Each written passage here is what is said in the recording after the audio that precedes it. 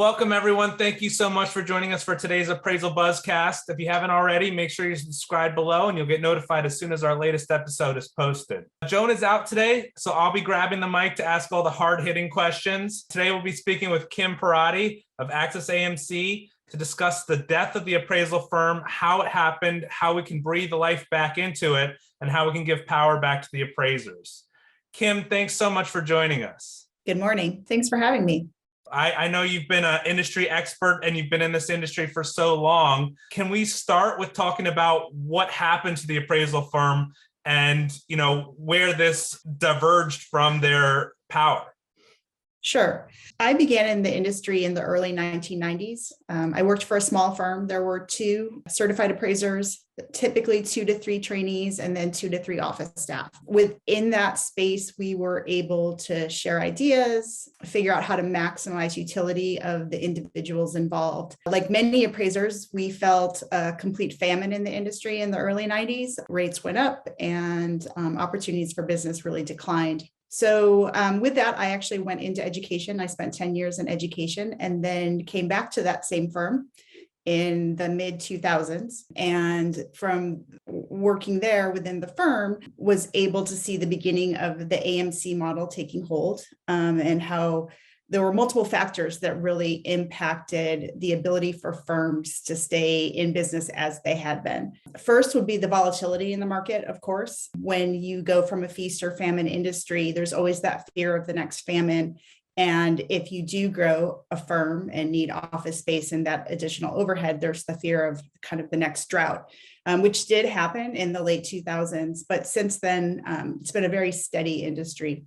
In addition to that cycle that appraisers fear, rightfully so, with the birth of AMCs had to manage panels. They also had to manage lender watch lists. So what we saw AMCs do is specify an order for only one specific appraiser.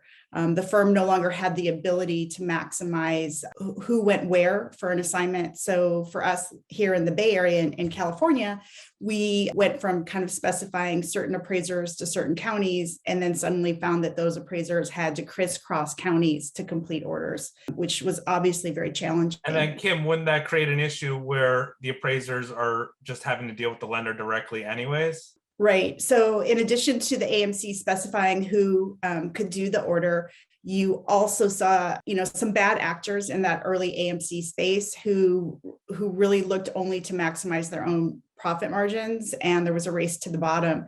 So any new appraiser had the same ability to get an order as an experienced appraiser. So if I was new to the industry, why would I stick with a firm when I could, without any marketing of my own, go ahead and get orders? So, those 2 factors from the AMC perspective in those early days really dramatically impacted firms. That really is interesting. And it's really interesting to see how that time period has still affected, even now, today, so many years later, how the appraisal firm is perceived and how they're growing. Let's take a quick break for a commercial ad, and then we'll talk with how this is a good time for appraisers to get back into firms and start building that. An accurate appraisal is only good as the data you collect, especially when it comes to measuring GLA.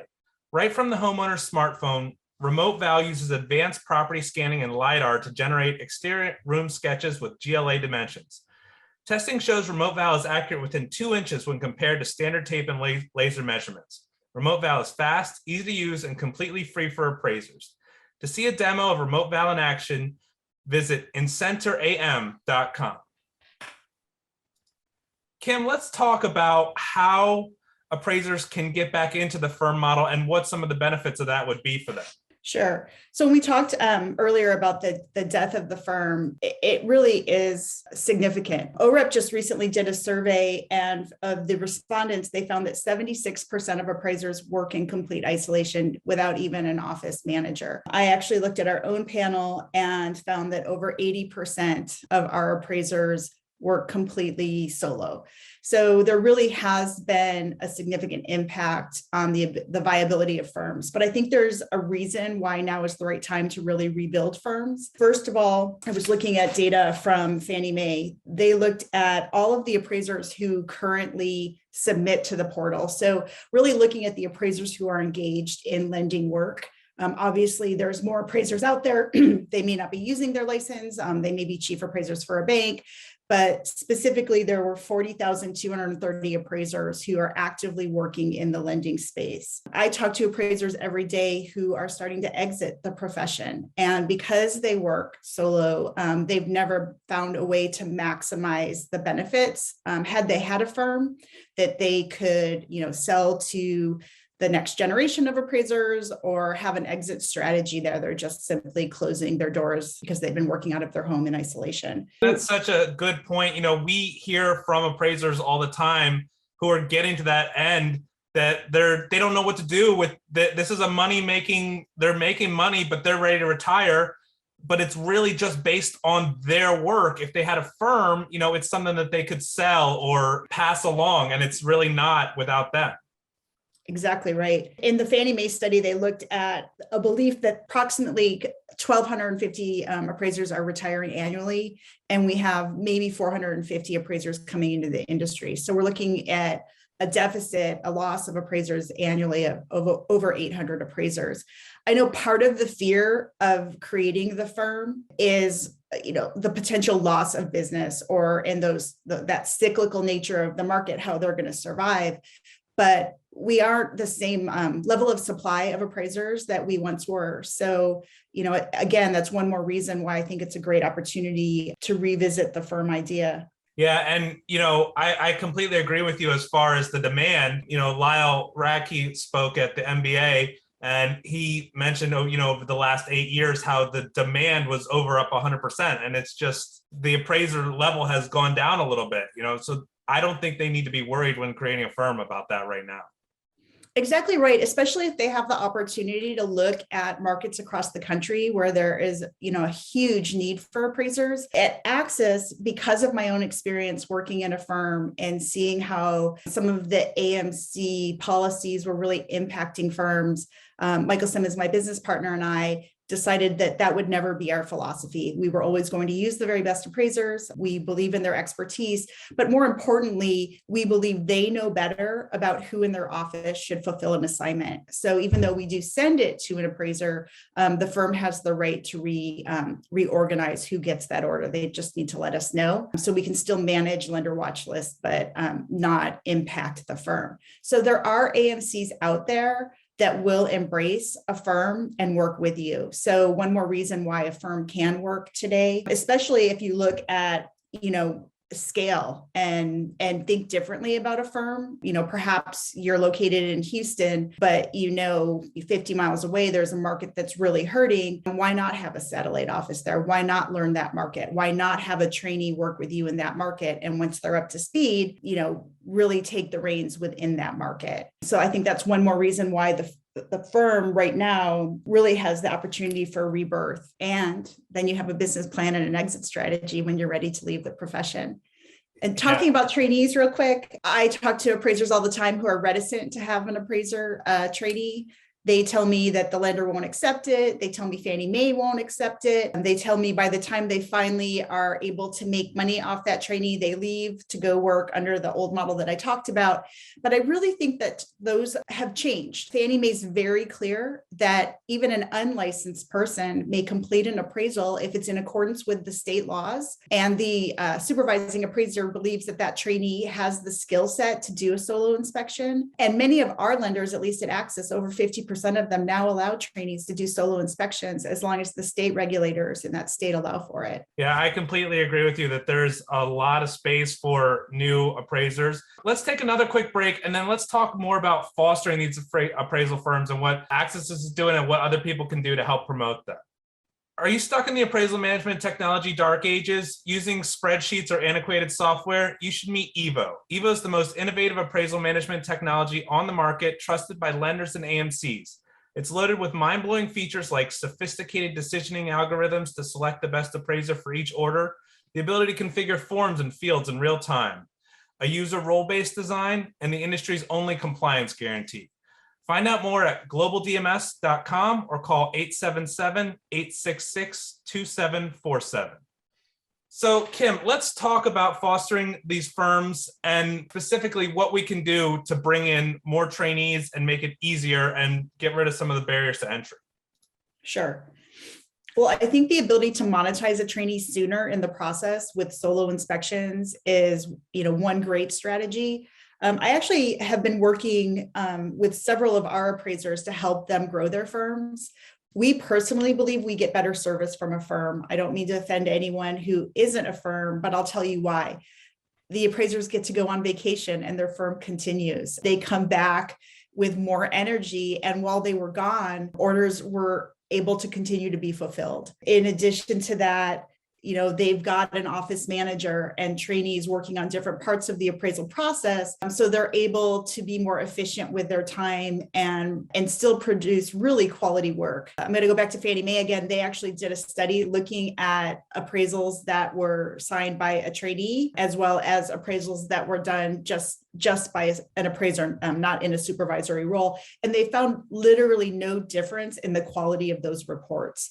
I actually think, at least in talking with our appraisers on our panel who work with trainees, I think we might get better quality reports in some cases because they're teaching. And sometimes, when you're teaching, you're more thoughtful about your results because you're explaining at the same time. So I did talk with a few of our appraisers in preparation for the podcast about, what advice would you give an appraiser who's now maybe convinced that this is the time to rebuild their firm, recognizing that we really do have a huge demand that I don't believe is going to go away anytime soon. Here's some of their advice. Hire trainees in multiples, create a cohort and a community of learners. You will find that they will help with assignments together and teach each other and build upon their strengths. I also reflected quite a bit with them on how much reverse mentoring occurs in that situation, that these younger folks coming in the industry are able to help them utilize technology and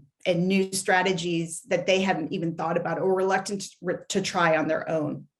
Kim, that's such a great point. And that's also a system that's used in many other jobs and professions. My wife's an architect and they do the same thing. When they hire, they do 4 to 6 at the same time. So they're all learning together and growing together. It's such a good point. I think that's a really important way for us to bring in trainees.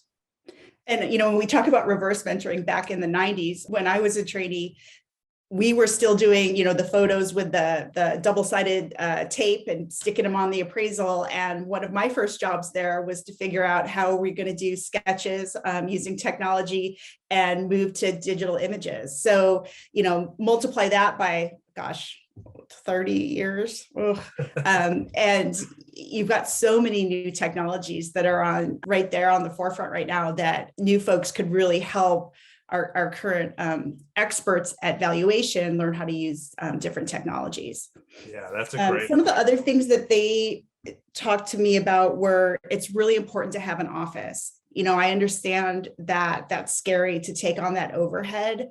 But if you're talking about ways to grow a firm, you really need a place where people can come together, communicate, share ideas, and build a culture. One of the fears that many appraisers tell me about building a firm is as soon as I get them trained up, they're going to leave. The folks that I talked to said, no, if you invest in your people and you create that culture, there really are ways to make them want to stay and be a part of something bigger, especially if you really think outside the box to scale. So maybe they don't leave you, but over time you say, you're going to run a satellite office in this particular market. So there are ways to truly grow that firm, create that energy and build off of that. Let's take one last break real quick, Kim, and then let's talk about some of the virtual experience platforms with Peria and AQB as soon as we get back. Sounds good. In uncertain times, you need a certain partner. You don't have to sacrifice top-notch coverage for an affordable premium. Intercorp has all the options and is sure to have just the right one to fit your specific needs. They provide the appraisal profession with competitive, best-in-class E&O coverage solutions nationwide.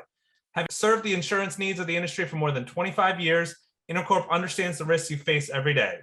Whether you're an individual appraiser, appraisal firm, residential or commercial, or an AMC, visit intercorpinc.net to get a competitive quote today. Kim, I just teased what you were working on with Peria and the AQB. Let's talk more about these virtual experience platforms and how that can really help to bring in trainees as well. Sure. So while supervisors play a really important role, we know that the scale of the, as far as the number of new appraisers we truly need in the industry isn't met by, a 1-to-1 or a 1-to-3 ratio of supervisors to trainees. So the AQB created a new methodology for becoming an appraiser called PAREA, Practical Applications of Real Estate Appraising. I think I got the acronym correct. Within that model, and Axis is actually developing a PAREA program because we believe so strongly that if we don't retool and regrow the industry around us is going to render us obsolete. So even though it's a huge investment on our part, we believe strongly in it. Within that program, what we will be doing for the folks who come into the program once we are approved, we're not approved yet, is they'll work with a group of mentors. They'll work in a cohort of learners. They will go through online learning that's different than the education components. All the education components remain the same, but they'll do some online learning to help them learn techniques in a more practical application based upon the theory they've already gotten. As they go through those learning strategies or learning programs, they'll have assessments that go along with it. And then as they continue through it, they'll actually be doing appraisals, but not for clients. And then the mentors will review that work. And at any time, if they believe that the trainee doesn't have a skill set mastered, they will have them kind of go back a cycle in the program and relearn to make sure that they've got the knowledge. What I like about it is it allows us to have more folks come into the industry, diverse folks come into the industry. As a whole, I was just at Arrow last week and they were talking about the fact that real estate appraising comes in dead last as far as diversity when they look at the industry as a whole. So, if we're able to create a diverse group of professionals that reflect the communities they serve, I think that's incredibly important. It's also reproducible. Right now, as a trainee, if I'm working with one supervisor, I'm only learning their methodologies and their strategies, and I'm not learning from multiple other real appraisers who may have taught me different strategies. So I think that that's another really key aspect of the program. When these folks come out, one more reason why I'm pushing for a firm, they will be ready to go in the field. They will be licensed appraisers, but they're still going to need mentoring and training, and they would be the perfect candidate to help folks grow their firm. I have a question about these virtual experience platforms. How do those work? Like when they go, are they just appraising a home that somebody lets them in, or are these all done online? Like how exactly do those work, or is it still not figured out and we need to focus on that? So I was talking with the AQB at Arrow, and I believe there's only about 5, maybe 7 organizations that have actually put in proposals for PAREA, and none of them are completed yet. So I don't know what the other programs have in mind specifically. I can tell you what Axis has in mind. They will have online learning that they do. So for example, let's say that we want to teach them inspection. First, they'll go through an online course with videos done by our appraisers who are working with us in the program to learn about quality, condition, basic measuring strategies. And then after that, they will have a portfolio exercise where they'll have 9 properties that they will inspect through a virtual tour and have to identify key features of those properties and do activities surrounding inspection.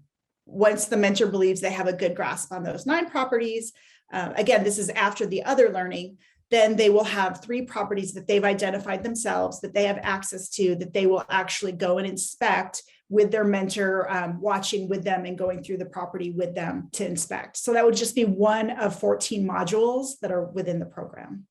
Yeah, that's really exciting. And I do think it's so important.